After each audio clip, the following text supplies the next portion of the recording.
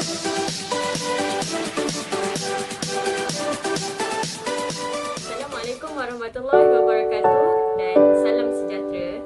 Saya Nik Hasnah binti Mahmud memegang kad matrik PTM 180106-282. Okey, kali ini adalah tutorial yang ke-8.